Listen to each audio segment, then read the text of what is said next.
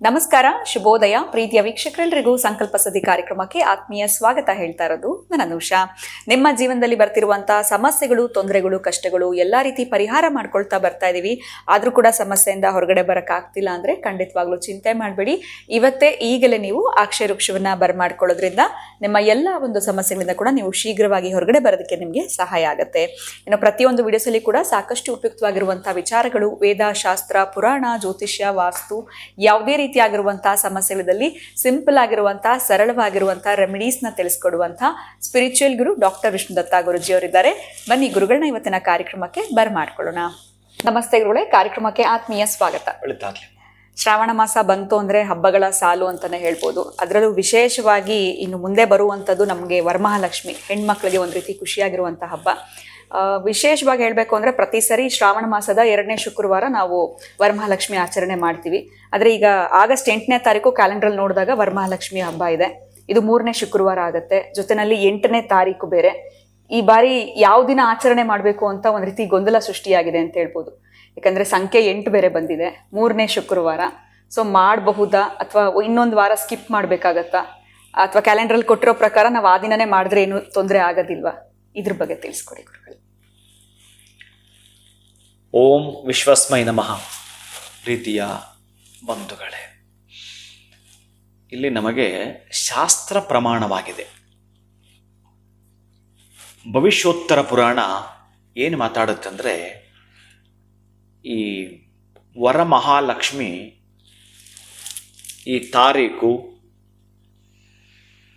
ತಿಥಿ, ನಕ್ಷತ್ರ ಇದು ಯಾವುದರ ಸಂಬಂಧವೂ ಇಲ್ಲ ವರಮಹಾಲಕ್ಷ್ಮಿಗೆ.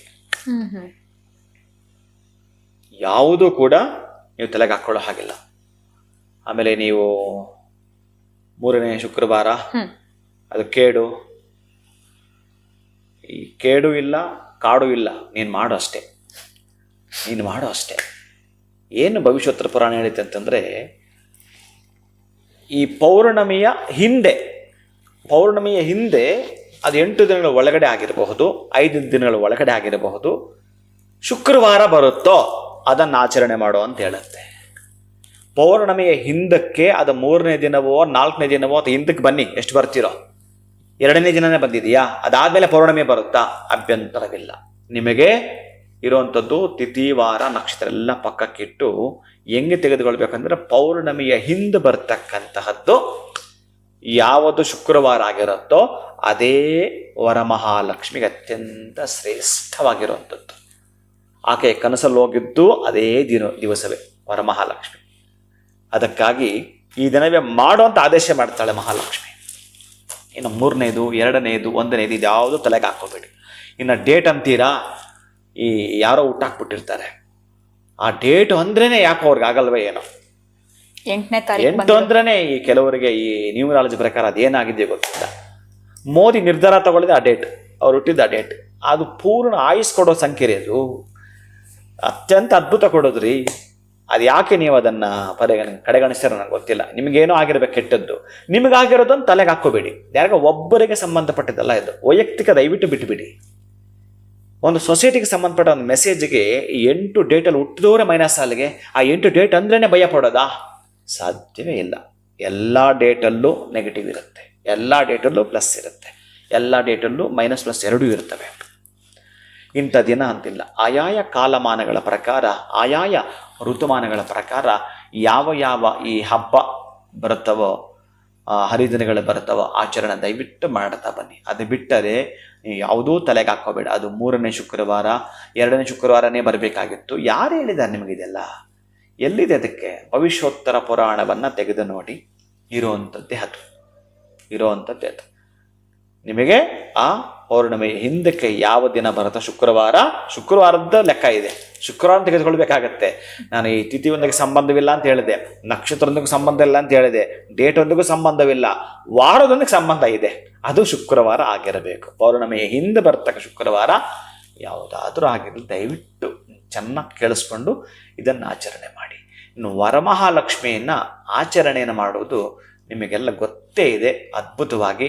ಇನ್ನು ನಾನು 3 ದಿನಗಳ ಮೊದಲೇ ತಿಳಿಸ್ತಾ ಇದ್ದೀನಿ, ಈ ಕೆಂಪು ವಸ್ತ್ರದಲ್ಲಿ ಮಹಾಲಕ್ಷ್ಮಿಗೆ ಸಂಬಂಧಪಟ್ಟ ಕವಡೆಯನ್ನು, ಮಹಾಲಕ್ಷ್ಮಿ ಇಷ್ಟಪಡ್ತಕ್ಕಂಥದ್ದು ಗೋಮತಿ ಚಕ್ರವನ್ನು, ಮಹಾಲಕ್ಷ್ಮಿ ಇಷ್ಟಪಡ್ತಕ್ಕಂಥ ಸುಗಂಧ ಭರಿತವಾಗಿರತಕ್ಕಂತಹ ವಸ್ತುಗಳು, ಈ ಮಲ್ಲಿಗೆ ವಾಸನೆ ಬರುತ್ತೆ, ಅತ್ತರ್ ಅದು ಕೂಡ ಅದರಲ್ಲಿಡಿ, ಒಣ ಕೊಬ್ಬರಿ ಅದರಲ್ಲಿಡಿ, ಬೆಳ್ಳಿ ನಾಣ್ಯ ಅದರಲ್ಲಿಡಿ, ಬಂಗಾರದ ನಾಣ್ಯ ಬೆಳ್ಳಿಗಿಂತ ಕಡಿಮೆ ಇದ್ದರೆ ಅದೊಂದು ಅಷ್ಟಿಡಿ, ಎಷ್ಟು ಹಿಡಿದರೆ ಇಡಿ.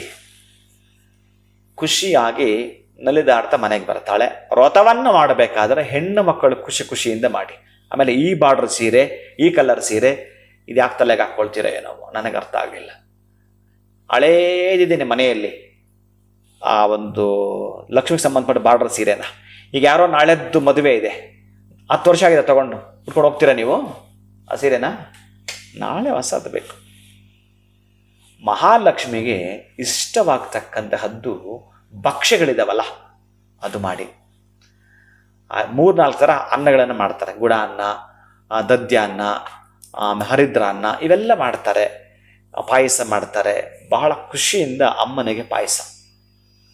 ಆ ಲಕ್ಷ್ಮಿಗೆ ಇಷ್ಟ ಆಗ್ತಕ್ಕಂಥದ್ದು ಕಮಲದ ಪುಷ್ಪಗಳು. ಆಕೆ ವಾಸ ಮಾಡೋ ಸ್ಥಾನ ಅಲ್ವ ಅದು. ಆ ಕಮಲದ ಪುಷ್ಪಗಳನ್ನು ಹೇಳುವಂಥದ್ದು. ಇನ್ನು ಅಲಂಕಾರದ ಬಗ್ಗೆ ನಾನೇನು ಹೇಳಬೇಕಾಗಿಲ್ಲ.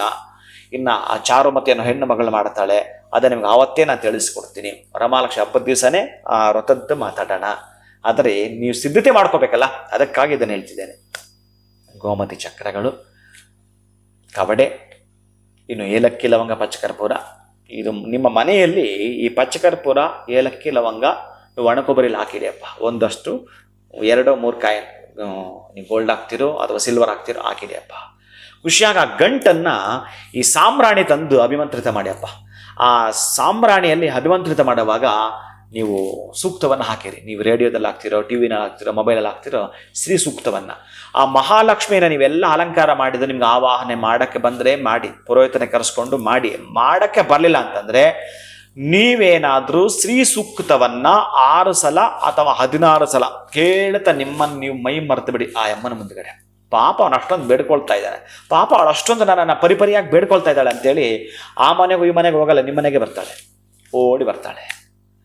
ನಿಮ್ಮ ಶಕ್ತ್ಯಾನುಸಾರ ಅಲಂಕಾರ ಮಾಡಿಕೊಳ್ಳಿ, ಅಭ್ಯಂತರವಿಲ್ಲ. ಇನ್ನು ನಿಮಗೆ ಗೊತ್ತಿದೆ ಏನೇನು ಮಾಡಬೇಕು ಅಂತೇಳಿ. ಆ ಮಹಾಲಕ್ಷ್ಮಿಗೆ ನೀವು ಇಡ್ತಿರಲ್ಲ ಕಳಶ, ಅದು ಮಾತ್ರ ಏನೇನು ಹಾಕಕ್ಕೆ ಹೋಗಬೇಡಿ. ದಯವಿಟ್ಟು ಹೇಳ್ತೀನಿ, ಯಾರ್ಯಾರೋ ತಲೆಗೆ ಹಾಕ್ಕೋಬೇಡಿ. ನೀವು ಸ್ವಲ್ಪ ಶಾಸ್ತ್ರ ಪ್ರಮಾಣ ಸ್ವಲ್ಪ ಓರೆ ಕೋರೆ ನೋಟದಲ್ಲಿ ನೋಡಿ. ನೀರೇ ಹಾಕ್ಬೇಕು. ನೀವು ನೀರು ಹಾಕಿ ಅದ್ರ ಮೇಲೆ ಕಳಸ ಇಡಿ. ನಿಮಗೆ ಆಗಲಿಲ್ಲ ಅದನ್ನು ಅಲಂಕಾರ ಮಾಡಲಿಕ್ಕೆ ಅಂತಂದರೆ ಇಡಬಹುದು, ಅಭ್ಯಂತರವಿಲ್ಲ. ನೀರು, ಒಂದಷ್ಟು ನಾಣ್ಯಗಳು, 5 ರೂಪಾಯಿ ನಾಣ್ಯ ಹಾಕ್ತಿರೋ, 1 ರೂಪಾಯಿ ಹಾಕ್ಬೇಕಂತೆ, 2 ರೂಪಾಯಿ ಹಾಕ್ಬೇಕಂತ ಆಗಲ್ಲ, ನಾಣ್ಯ ಅಷ್ಟೇ. ನೀವು ಸಿಲ್ವರ್ ನಾಣ್ಯ ಕೂಡ ಒಳಗಡೆ ಹಾಕಿ ತೊಂದರೆ ಇಲ್ಲ.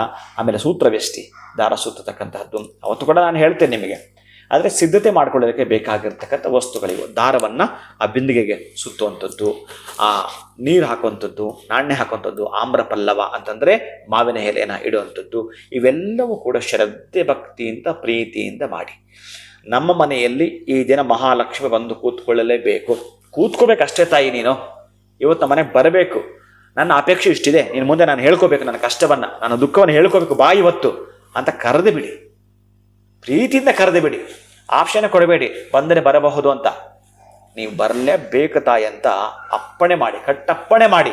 ಕಟ್ಟಪ್ಪಣೆ ಮಾಡುವಾಗ ನಿಮ್ಮಲ್ಲಿ ಆ ತಾಕತ್ತಿರಲಿ, ನಿಮ್ಮಲ್ಲಿ ಆ ಧೈರ್ಯ ಇರಲಿ, ನಿಮ್ಮಲ್ಲಿ ಆ ಉತ್ಸಾಹ ಇರಲಿ, ನಿಮ್ಮಲ್ಲಿ ಆ ಖುಷಿ ಇರಲಿ, ನಿಮ್ಮಲ್ಲಿ ಆ ಸಂತೋಷ ಇರಲಿ. ಹಾಗೇ ಲಕ್ಷ್ಮಿಯನ್ನು ಕರಿಬೇಕಾದ್ರೆ ಆ ಪರಿಕರಗಳು. ಇನ್ನು ಸಮಯ ಅಂತ ಹೇಳ್ತೀರಾ, ಆ ಶುಕ್ರವಾರ 5ರಿಂದ 6 ಬ್ರಾಹ್ಮ್ಯ ಮುಹೂರ್ತ. ನಿಮ್ಮನ್ನು ಮೈ ಮರ್ತೋಗಿದ್ರೆ ನೆನ್ನೆಯಿಂದ ಮಾಡ್ತಾ ಮಾಡ್ತಾ ಮಾಡ್ತಾ ಯಾವಾಗ ಏನು ಮಾಡಬೇಕು ಅದು ಕೌಂಟೇ ಆಗಲ್ಲ, ಅದಕ್ಕೆ ಮುಹೂರ್ತ ಬೇಕಾಗಿಲ್ಲ. ಯಾಕೆ ನೆನ್ನೆಯಿಂದ ನೀವು ಅದರಲ್ಲಿ ಆ ಬ್ಯುಸಿನಲ್ಲೇ ಇದ್ದೀರಿ, ಏನೇನೋ ಮಾಡ್ತಾ ಇದ್ದೀರಿ. ಹಿಂದಿನ ದಿವಸದಿಂದ ಬೆಳಗ್ಗೆ 5 ಗಂಟೆಗೆ ಮಾಡ್ತಿರೋ, ಹೋಳಿಗೆ ಎಲ್ಲ ಮಾಡಿಬಿಟ್ಟು ರಾತ್ರಿ ಎಲ್ಲ ಮಾಡಿಬಿಡೋದು ಹೋಳಿಗೆಗಳನ್ನು, 9 ಗಂಟೆಗೆ ಸ್ನಾನ ಮಾಡೋದು, 10 ಗಂಟೆಗೆ ಆಯಮ್ಮನನ್ನು ತಂದಿಡೋದು. ಇದನ್ನೇನನ್ಬೇಕು, ಇದನ್ನೇನನ್ಬೇಕು? ನಮ್ಮ ಅನುಕೂಲಕ್ಕೆ ಬೇಡ ಕಥೆ ಅಲ್ಲ ಇದು. ನಾನು ಹೇಳ್ತಿರೋದು, ನೀವು ಹೋಳಿಗೆ ರಾತ್ರಿ ಎಲ್ಲ ಸುಟ್ಕೊಂಡು ಕೂತ್ಕೋಬೇಡಿ. ನೀವು ತಿನ್ನಕ್ಕೆ ಬೇಕಾದ್ರೆ ಮಾಡಿಕೊಳ್ಳಿ. ಮಡಿಯಿಂದ ಬೆಳಗ್ಗೆ ನೀವು 3 ಗಂಟೆ ಅಥವಾ 4 ಗಂಟೆಗೆ ಸ್ನಾನ ಮಾಡ್ತೀರೋ ಮಾಡಿ, ಆಗ ನೀವು ಪರಿಶುದ್ಧವಾಗಿ ಮಾಡಿ. ಆ ಮಡಿಯಿಂದ ಮಾಡಿರ್ತಕ್ಕಂಥ ಹೋಳಿಗೆನ ನೀವೇ ಇದನ್ನೇ ಮಾಡಿ. ನೀವು ರಾತ್ರಿ ಎಲ್ಲ ಮಾಡಿಬಿಟ್ಟು ಬೆಳಗ್ಗೆ 8-9 ಗಂಟೆಗೆ ಸ್ನಾನ ಮಾಡ್ತೀವಿ, ಅದನ್ನು ನೈವೇದ್ಯ ಇರ್ತೀನಿ ಅಂದರೆ ಕೂಡದು. ಆಕೆ ಅದನ್ನು ಅಲ್ಲಿಂದಲೇ ನೋಡ್ಬಿಟ್ಟು ಹೊರಟೋಗ್ತಾಳೆ. ದೂರದಿಂದಲೇ.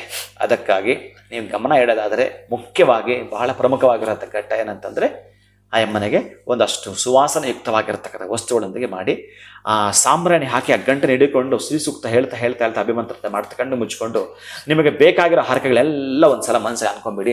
ನನ್ನ ಮಕ್ಕಳು ಓದ್ತಾ ಇಲ್ಲ, ಏನು ತುಂಬ ಕಾಟ ಕೊಡ್ತಾರೆ, ಕಷ್ಟ ಕೊಡ್ತಾರೆ, ಎಲ್ಲ ಹೇಳ್ಕೊಳ್ಳಿ. ಒಟ್ಟಾರೆ ನನಗೆ ನೀನು ಬೇಕು ಈ ಜನದಲ್ಲಿ ಋಣ ಇದ್ದೀನಿ ನಾನು ಈ ಜನಗಳ ಹತ್ರ, ಈ ಋಣಗಳ ತೊಲಗಿಸು ತಾಯಿ, ನೀನು ಬಾ, ನನ್ನ ಮನೆಗೆ ಬಂದರೆ ಋಣಗಳು ಹೋಗ್ತವೆ ಅಂತ ಹೇಳಿ ಕರೀರಿ. ಆ ಗಂಟನ್ನು 3 ದಿವಸ ಅಲ್ಲೇ ಅಮ್ಮನ ಮುಂದೆ ಇಟ್ಟು ಪೂಜೆ ಮಾಡಿ. ಆ ನಂತರ 3ನೇ ದಿನ ಮನೆಯಲ್ಲಿ ತೆಗೆದಿರಿ. ಶುಕ್ರವಾರ, ಶನಿವಾರ, ಭಾನುವಾರ ನಮಸ್ಕಾರ ಮಾಡಿಕೊಳ್ಳಿ. ಆ ರೂಪದಲ್ಲಿ ನೀನು ಬಂದಿದೆ ತಾಯಿ, ಈ ರೂಪದಲ್ಲಿ ನಾಣ್ಯ ರೂಪದಲ್ಲಿ ನೀನು ಇದೆಯಾ, ಆ ಒಣಗೊಬ್ಬರ ರೂಪದಲ್ಲಿ ನೀನು ಇದೆಯಾ, ಈ ವಸ್ತ್ರ ರೂಪದಲ್ಲಿ ನೀನು ಇದೆಯಾ ಅಂತ ಹೇಳಿ ಶ್ರದ್ಧಾವಾನ್ ಲಭತೆ, ಶ್ರದ್ಧೆ ಭಕ್ತಿಯಿಂದ ಆರಾಧಿಸಿ ಮಹಾಲಕ್ಷ್ಮಿ ಬರ್ತಾಳೆ. ಯಾರೋ ಹೇಳಿದ್ರು 8 ಡೇಟು, ಮೂರ್ಖರು ಅವೆಲ್ಲ ಹೇಳುವಂಥದ್ದು, ಶತಮೂರ್ಖರವರು. ಅವ್ರನ್ನ ಪಕ್ಕಕ್ಕಿಡಿ, ನೀವು ಅವ್ರ ಜೊತೆಗೆ ಸೇರ್ಕೋಬೇಡಿ. ನೀವು ಖುಷಿಯಿಂದ ಆ ಶುಕ್ರವಾರ ಹಬ್ಬ ಬಂದಿದೆ ಆಚರಣೆ ಮಾಡಿ. ಗುರುಗಳೇ, ಮನೆಯಲ್ಲಿ ವ್ಯತ್ಯಾಸ ಇದೆ, ಆವಾಗ ಬೇಕಾದ್ರೆ 4 ಶುಕ್ರವಾರ ಮಾಡ್ಕೊಳ್ಳಿ. ಮನೇಲಿ ಏರುಪೇರ ಇದೆ, ಅಂಟು ಮುಟ್ಟಿದೆ, ಆವಾಗ ಮಾಡ್ಕೊಳ್ಳಿ. ಹಾಗಂತೇಳಿ ಯಾವತ್ತೂ ನಿಮಗೆ ಪರೀಕ್ಷಾ ದಿನ ಬಂದಿದೆಯೋ ಆವತ್ತು ನೀವು ಪರೀಕ್ಷೆ ಬರೀಬೇಕು. ಅದು ಬಿಟ್ಟು ಅವತ್ತು ನೀನು ಬರಿಬೇಡ ಅಂತ ಯಾರೊಬ್ಬ ಹೇಳಿದ್ರೆ ಏನನ್ಬೇಕು ಅದನ್ನು?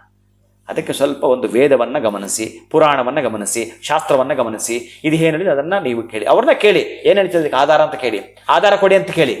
ಆ ಎಂಟು ಯಾಕೆ ಮಾಡಬಾರ್ದು ಅಂತ ಆಧಾರ ಕೇಳಿ. ನೀವು ಪ್ರಶ್ನೆಗಳು ಮಾಡಲ್ಲ, ಅವ್ರು ಹೇಳಿದ್ರೆ ನಮ್ಕೊಂಡು ಕೂತ್ಕೊಳ್ತೀರಿ. ಪ್ರಶ್ನೆಗಳು ಮಾಡಿ. ನಿಮ್ಮನ್ನ ಪ್ರಶ್ನೆಗಳು ಉಟ್ಕೊಂಡ್ರೆ ಮಾತ್ರ ನಾವು ಕ್ಲಿಕ್ ಆಗ್ತೀವಿ. ಅದು ಚೆನ್ನಾಗಿ ನೆನಪಿಟ್ಕೊಳ್ಳಿ, ದಯವಿಟ್ಟು ನೆನಪಿಟ್ಕೊಳ್ಳಿ. ಭಾಳ ಮುಖ್ಯವಾಗಿರೋ ಘಟ್ಟ. ನೀವು ಬೆಳೆಯುವ ಹಾದಿಯಲ್ಲಿ ನಿಮಗೆ ಬೇಕಾಗಿರೋ ಹಾದಿನಲ್ಲಿ ದಯವಿಟ್ಟು ಪ್ರಶ್ನೆಗಳ ಮುಖಾಂತರ ಉತ್ತರ ಸಿಕ್ಕಿದಾಗ ಅದ್ರ ಜೊತೆ ಮೂವ್ ಮಾಡಿ. ಮಹಾಲಕ್ಷ್ಮಿ ನಾರಾಯಣ ಸಮೇತ ಮನೆಗೆ ಬರ್ತಾನೆ. ಒಳ್ತಾಗಲಿ. ಖಂಡಿತವಾಗ್ಲೂ ಗುರುಗಳೇ, ತುಂಬ ಹೆಣ್ಮಕ್ಳಿಗೆ ಗೊಂದಲ ಆಗಿತ್ತು ಯಾವ ದಿನ ಮಾಡಬೇಕು ಮಾಡಬಾರ್ದು ಅಂತ. ಸೊ ಅದೆಲ್ಲದಕ್ಕೂ ಕೂಡ ನೀವು ತೆರೆ ಎಳೆದಿದ್ದೀರಾ ಅಂತಲೇ ಹೇಳ್ಬೋದು. ಆಗಸ್ಟ್ 8ನೇ ತಾರೀಕು ಮಾಡಬಹುದು. ಜೊತೆಗೆ ಇದಕ್ಕೆ ಯಾವುದೇ ರೀತಿಯಾಗಿರುವಂಥ ತಿಥಿ ನಕ್ಷತ್ರ ಅಂತ ನೋಡೋ ಅವಶ್ಯಕತೆ ಇಲ್ಲ. ಶುಕ್ರವಾರ ಆಗಿರಬೇಕು, ಪೌರ್ಣಮಿಯ ಹಿಂದೆ ಬರುವಂಥ ಶುಕ್ರವಾರ ಆಗಿರಬೇಕು. ಗೋಮತಿಯ ಚಕ್ರದ ಬಗ್ಗೆ ನಮಗೆ ತಿಳಿಸ್ಕೊತ್ರಿ. ಜೊತೆಗೆ ಶ್ರೀ ಸೂಕ್ತ ಪಠನೆ ಮಾಡುವಂಥದ್ದಾಗಿರ್ಬೋದು, ಶ್ರವಣ ಮಾಡ್ಕೊಳ್ಳೋದ್ರಿಂದ ಕೂಡ ನಮಗೆ ಸಾಕಷ್ಟು ಲಾಭಗಳನ್ನ ನಾವು ಕಾಣ್ತೀವಿ. ಆ್ಯಂಡ್ ತುಂಬ ಕಾನ್ಫಿಡೆಂಟ್ ಆಗಿ ಮಹಾಲಕ್ಷ್ಮಿ ನಾವು ವೆಲ್ಕಮ್ ಮಾಡಬೇಕಾಗತ್ತೆ. ಬಂದೇ ಬರ್ತಾಳೆ ಅನ್ನೋ ಒಂದು ಪ್ರಾರ್ಥನೆ ಸಂಕಲ್ಪದಿಂದ ಮಾಡೋದ್ರಿಂದ ಲಕ್ಷ್ಮಿ ನಮ್ಮ ಮನೆಗೆ ಬರ್ತಾಳೆ ಅನ್ನೋದ್ರ ಬಗ್ಗೆ ತಿಳಿಸ್ಕೊಟ್ಟಿದ್ದೀರಾ. ಇನ್ನು ಮುಂದೆ ಕೂಡ ವರಮಹಾಲಕ್ಷ್ಮಿಯ ಕುರಿತಾಗಿ ಹೆಚ್ಚಿನ ಮಾಹಿತಿನ ಕೊಡ್ತೀನಿ ಅಂತ ತಿಳಿಸಿದ್ರಿ ಗುರುಗಳೇ. ಧನ್ಯವಾದಗಳು ತಮಗೆ. ನಮಸ್ಕಾರ. ಹರೇ ಶ್ರೀನಿವಾಸ. ಸೊ 8ನೇ ತಾರೀಕು ಆಗಸ್ಟ್ 8 ಕ್ಯಾಲೆಂಡ್ರಲ್ಲಿ ಏನು ಕೊಟ್ಟಿದ್ದಾರೆ ಅದೇ ದಿನಾಂಕ. ಸೊ 8 ಅಂತ ತಲೆ ಕೆಡಿಸ್ಕೊಳ್ಬೇಡಿ. ಯಾವುದೇ ರೀತಿಯಾಗಿರುವಂಥ ಆ ದಿನ ಮಾಡಬಾರ್ದು ಅಂತ ನಿಮ್ಮ ಮೈಂಡಿಗೆ ಬಂದಿದ್ರೆ ಅದಕ್ಕೆ ಕ್ಲಾರಿಟಿಯನ್ನು ನಿಮಗೆ ಗುರುಗಳು ತಿಳಿಸ್ಕೊಟ್ಟಿದ್ದಾರೆ. ಸೊ ಆಗಸ್ಟ್ 8ನೇ ತಾರೀಕು ವರಮಹಾಲಕ್ಷ್ಮಿಯ ಆಚರಣೆಯನ್ನು ನೀವು ಹೇಗೆ ಮಾಡಬೇಕು ಅನ್ನೋದ್ರ ಬಗ್ಗೆ ಗುರುಗಳು ವಿಡಿಯೋನಲ್ಲಿ ತಿಳಿಸ್ಕೊಟ್ಟಿದ್ದಾರೆ. ನಮಸ್ಕಾರ.